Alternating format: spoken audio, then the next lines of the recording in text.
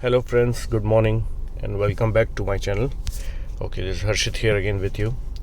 सबसे पहले तो ये वीडियो आगे बढ़ाने से पहले मैं आप सबको दिल से बहुत थैंक्स बोलना चाहूँगा बिकॉज़ लास्ट 2 वीडियोस जो मेरे थे उस पर मेरी एक्सपेक्टेशन से काफ़ी ज़्यादा अच्छा रिस्पांस आया है. So I am really thankful to you, है ना. प्लीज़ ऐसे ही अपना सपोर्ट आप शो करना. और यही एक रीज़न है कि मैं थर्ड वीडियो के साथ अभी बहुत जल्दी वापस आ गया हूँ. ओके, क्योंकि अब कॉन्फिडेंस भी पहले से ज़्यादा है, मज़ा भी आने लगा है. ठीक है, स्ट्रेट टू द पॉइंट. अभी जो कंपनी है this is from a textile sector. Okay, company name is Indo Count industries. जो ये मैंने खुद ने 28 जनवरी को बाई की थी, शेयर किया था ट्विटर पे.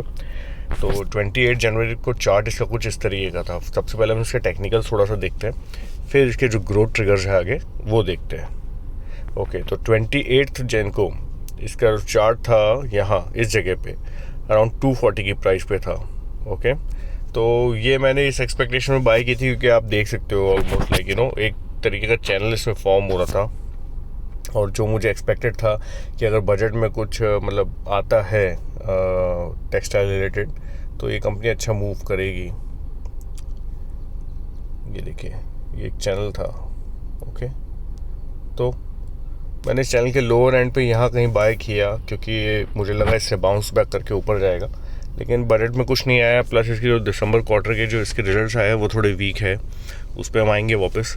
तो उस रीज़न से थोड़ा सा इसका ब्रेक डाउन हो गया स्टॉक का. बट अभी भी मैं इसमें बहुत कंफर्टेबल हूँ क्योंकि मैं आपको इसका एक वीकली फॉर्मेट और दिखाता हूँ.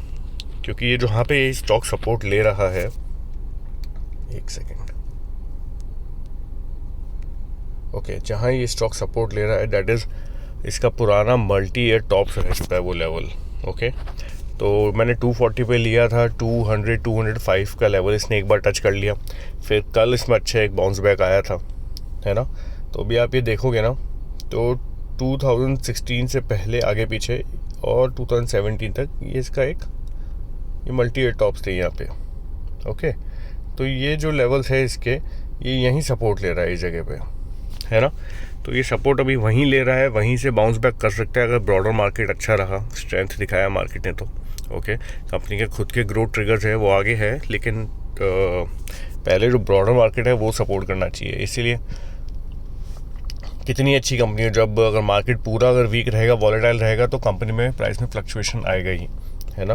तो इसके ये जो सपोर्ट है 200-190 के बीच में है. इन लेवल्स पर अगर आता है स्टॉक वापस तो वहाँ मैं खुद 30-40-50% जो क्वांटिटी है अपनी शायद बाय करूँगा.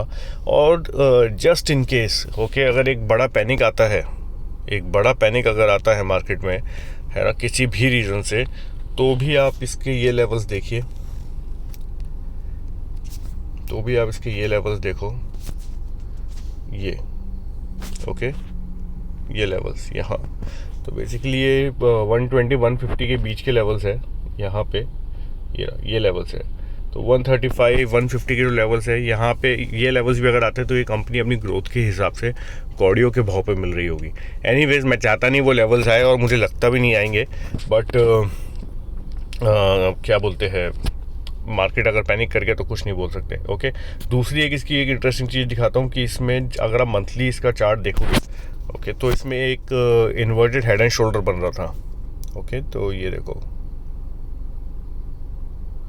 ये एक inverted head and shoulder pattern था. ओके, जो इसने ब्रेकआउट लिया और ये फ़िलहाल उसको अभी रीटेस्ट करने नीचे आया है. रीटेस्ट आर वेरी कॉमन, ये होते ही रहते हैं. तो मुझे नहीं लगता कि इन लेवल को तोड़ के नीचे जाएगा. अभी जब मैंने जहाँ बाय किया और वहाँ से 10-12% अब स्टॉक नीचे आया है तो कुछ लोगों के इनबॉक्स में मैसेज आए, कुछ उन्होंने नीचे ट्वीट किया, रिप्लाई किया कि ये इसके तो लग गए, ये तो चल ही नहीं रही. ठीक है, तो ऐसा नहीं होता है. मैंने खुद ने वो सेम प्राइस पे बाय किया है. आप लोगों की तो 10-15% नीचे अवेलेबल है. ठीक है, आपको कोई भी, आप किसी से भी बात करो, आप किसी और बंदे का आप यूट्यूब देखो या ट्विटर फॉलो करो, हर आदमी कोई फंडामेंटल एनालिस्ट होगा, कोई टेक्निकल एनालिस्ट होगा, अपनी तरीके से अपनी इन्फॉर्मेशन आपको अच्छी नीयत से देने का पूरा कोशिश करेगा. वो सामने वाला ऑपरेटर थोड़ी ना है. प्राइस कभी भी हमारे हाथ में नहीं होती. फॉर एग्जाम्पल, अभी लास्ट वीडियो हमारा बोरोसिल रिन्यूएबल था जहां हमने उसको गेस्टिमेट किया था कि 40 करोड़ तक उसका PAT आना चाहिए ये दिसंबर क्वार्टर का, और कंपनी पोस्टेड 45-46. ओके, तो फिर भी प्राइस में उस तरीके का मूव आया ही नहीं। तो 690 680 पे शेयर किया था, प्राइस भी आई थिंक 660 होगा, ठीक है, तो नहीं आया। तो आप बस ग्रोथ फॉलो करो, प्राइस आज नहीं तो कल तो फॉलो कर ही जाएगी, मार्केट उसको वैल्यू करने लगेगा, ठीक है। तो हमारा काम है ग्रोथ ट्रिगर्स ढूंढना, कंपनी में ग्रोथ है, अर्निंग्स है, तो हम उसको स्टिक करते हैं, वहाँ पे हम पेशेंस रखते हैं, ठीक। तो ये वाली चीज़ है। तो इसीलिए मैंने कंजर्वेटिव होकर बोरोसिल के वीडियो में पहले ही ब्रॉडर मार्केट सेंटीमेंट आप कुछ नहीं जानते कब थोड़ा पैनिक आ जाए। अभी आरबीआई की पॉलिसी थी पीछे, फिर फेड हाइक आ जाए, कुछ भी आए, बहुत सारे रीजंस की वजह से हो सकता है मार्केट कंसोलिडेट कर जाए, एक डिप ले ले।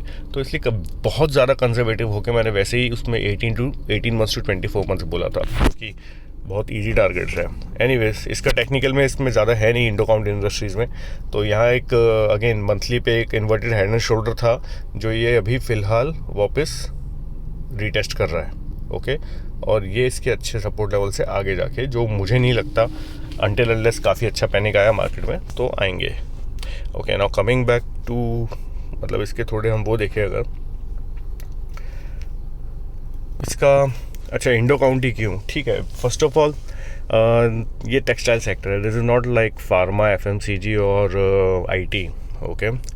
ये सेक्टर मतलब लीड सेक्टर नहीं है, ये लीडर काइंड ऑफ सेक्टर नहीं है, ओके। तो जब आप ऐसे किसी सेक्टर में जैसे मेटल्स हो गया है और रियलिटी हो गया है, टेक्सटाइल हो गया है, तो इट्स ऑलवेज बेटर कि आप उस कंपनी के साथ स्टिक करिए जो ऑलरेडी काफ़ी स्टेब्लिश्ड हो, ओके। क्योंकि तो आपका रिस्क, वैसे ही सेक्टर का जो रिस्क है वो थोड़ा कम हो जाता है। तो यहाँ पे आप सबसे ज़्यादा सेफ प्ले करने का ट्राई करते हैं। तो इसलिए ट्राइडेंट, वेलस्पिन, वर्धमान, इंडो काउंट, तो I picked Indo count because personally मुझे यहाँ पे ग्रोथ ट्रिगर्स जो है नियर टर्म्स में काफ़ी ज़्यादा बेटर लगते हैं, ओके। तो इसमें first of all this company, इसकी आप सबसे पहले एक बात सुनिए, ये एक्सपोर्ट ओरिएंटेड कंपनी है, इसका 90% रेवेन्यू जो है वो एक्सपोर्ट से आता है, ओके।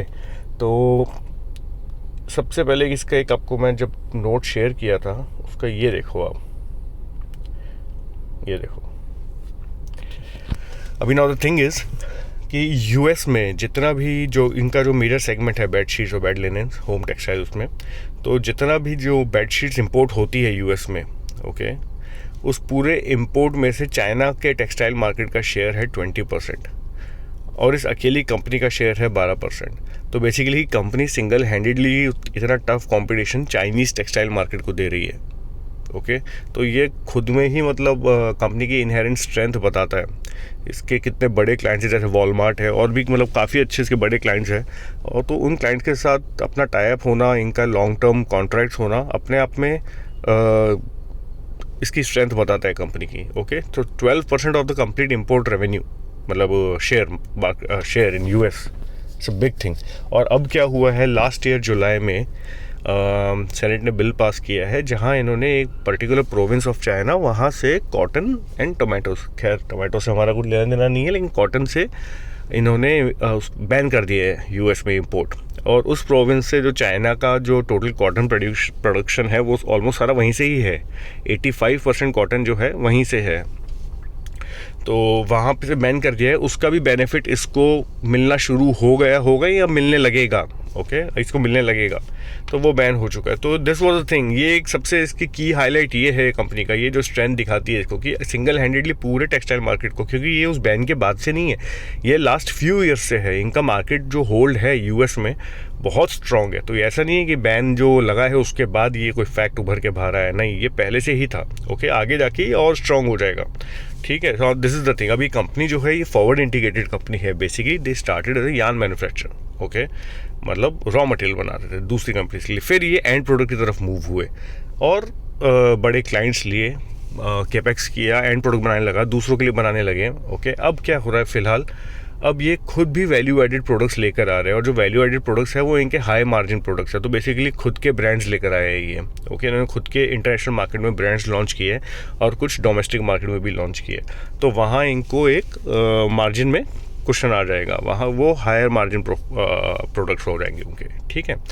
तो ये है इसका। तो अभी जैसे मैंने आपको बताया कि 90% of their revenue is from exports. उस 90% में से जो स्प्लिट है वो 75% जो स्प्लिट है, okay, that is from states, united states, and remaining 15% is from Europe and UK.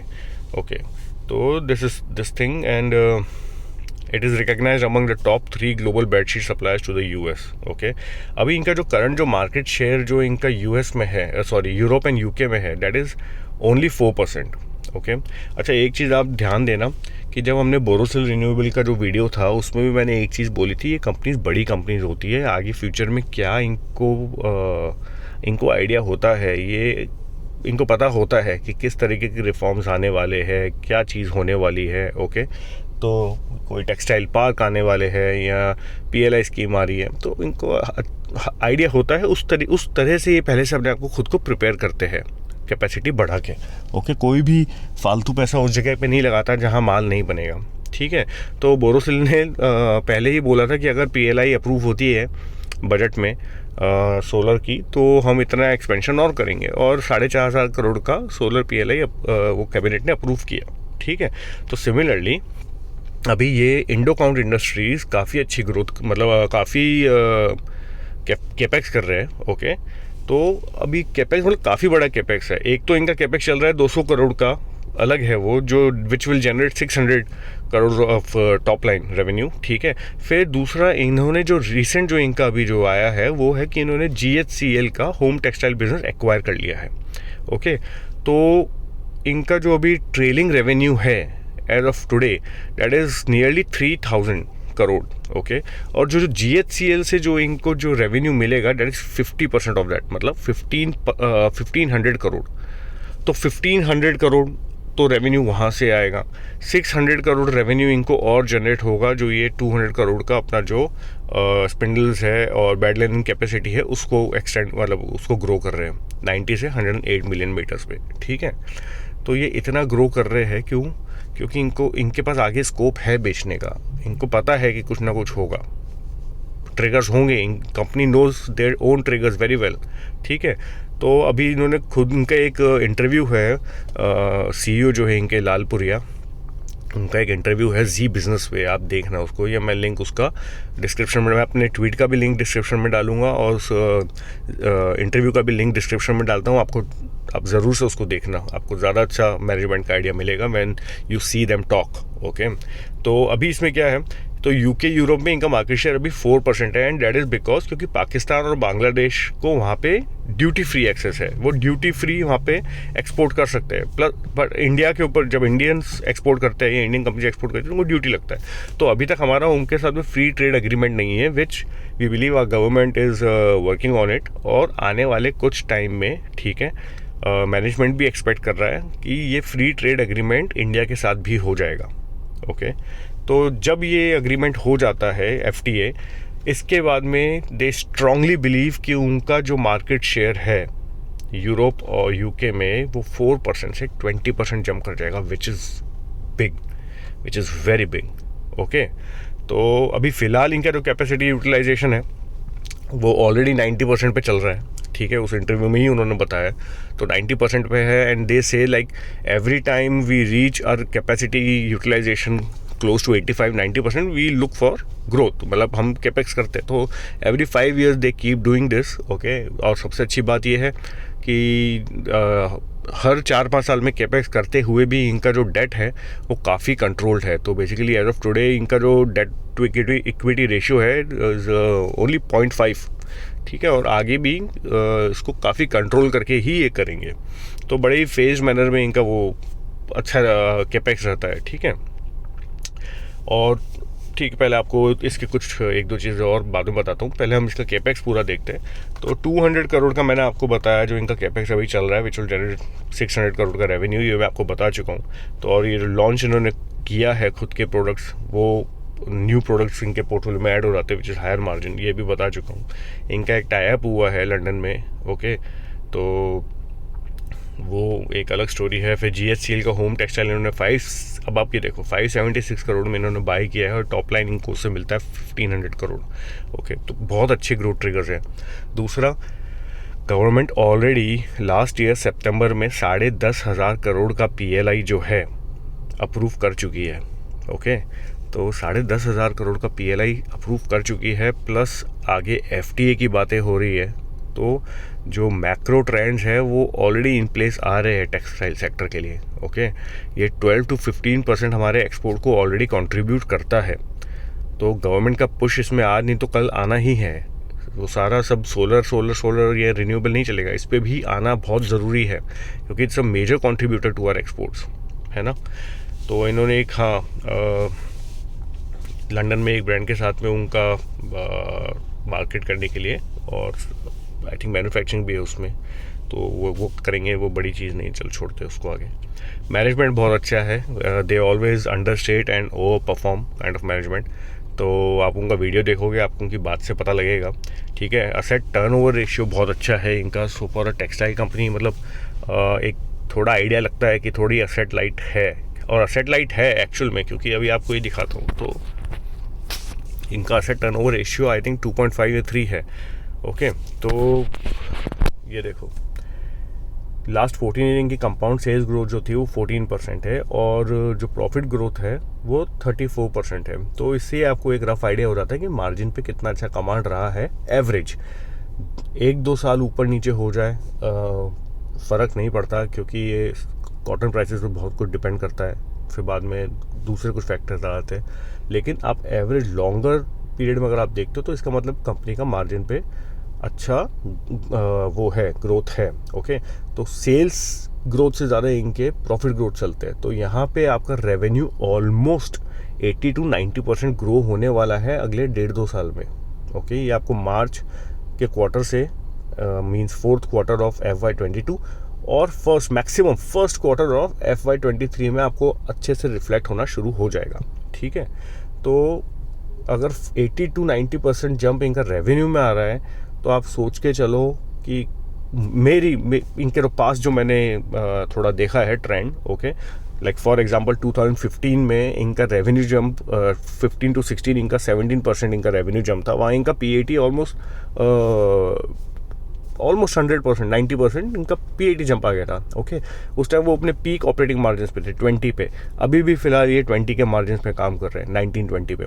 अगर ये 18 to 20 और ये 20 से ऊपर चलेगा तो वेरी गुड, बट 18 to 20 भी अगर ये मैनेज करते हैं, ओके, और इस रेवेन्यू जो हम देख रहे हैं जो ग्रोथ आने वाली है नेक्स्ट 18 months to 24 months में, तो वहाँ इनका PAT बहुत ईजिली डबल से काफ़ी ज़्यादा हो जाएगा। आई थिंक 1.5 टाइम्स ग्रो करना चाहिए। ओके, तो थोड़ा अगर हम प्रॉफिट पे इनका देखेंगे तो लास्ट ईयर जो इन्होंने है 251 करोड़ पे क्लोज किया था, और अभी जो last including this week December quarter जिसमें 71 करोड़ इनका आया है, ओके, उसको भी मैं वीक कंसिडर, मतलब okay, profit after tax is week, but वहाँ अगर आप अच्छे से देखोगे तो first of all cotton price अभी काफ़ी कुछ महीनों से राइज कर रही थी, ठीक है। तो एक इनको उसका थोड़ा प्रेशर मिला है, दूसरा इनके कंटेनर्स अवेलेबल नहीं थे फॉर फ्रेट। ओके, तो वहाँ डिमांड सप्लाई जो फ्रेट एंड कंटेनर्स में था वहाँ उनको प्राइस हिट करा है, और दूसरे कुछ इन्फ्लेशनरी इनके जो रीजन थी, हेडविंड्स, वो इनको आया। पर ये सब मैनेजमेंट ने बोला है कि ये सब शॉर्ट टर्म है। Even cotton prices we expect कि अगले कुछ महीनों में वापस से कूल ऑफ हो जाएगा, तो वहाँ पे सही कर जाएंगे।